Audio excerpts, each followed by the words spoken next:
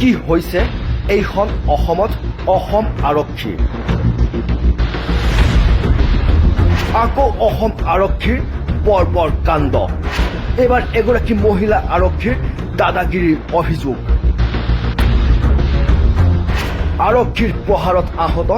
3 মহীয়া শিশু কাটকে মাৰি দিছে একদম ছোৱালীজনী এনেকৈ মূৰতে পৰিছে বেক চাইডে পৰিছে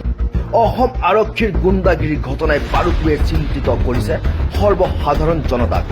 গুৱাহাটী ফাঁচী বজাৰৰ ঘটনা মাৰ নাযাওঁতে পুনৰ পোহৰলৈ আহিছে অসম আৰক্ষীৰ আন এক বৰ্বৰ কাণ্ড ঘটনাৰ স্থান যোৰহাটত এগৰাকী মহিলা আৰক্ষীৰ বিৰুদ্ধে ভয়ংকৰ অভিযোগ মহিলা আৰক্ষীগৰাকী ভোগদৈ আৰক্ষীৰ চকীৰ ভাৰপ্ৰাপ্ত বিষয়া বৰ্ণালী গোহাঁই ইতিমধ্যে বৰ্ণালী গোহাঁইৰ বিৰুদ্ধে এজাহাৰ দাখিল কৰিছে আৰক্ষীৰ থানাত আগত ডাইৰেক্ট আহিছে সোমাই দিছে বাইদেউক কৈছে বোলে ডিম্পি কোন মই ওলাই আহিছোঁ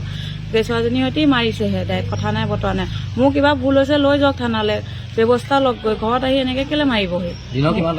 দিনৰ 1:30-2টামান বজাত কেইগৰাকী পুলিচ আহিছিলে লেডিজ পুলিচ এগৰাকী আৰু মতা মানুহ পুলিচ গৰাকী বৰ্ণালী গোহাঁই কোন থানাৰ পৰা আহিছিলে এই ভোগদৈ থানাৰ পৰা যোৰহাট ভোগদৈ আৰক্ষী থানা আহি পেলাই প্ৰথম কি কৈছে তোমাৰ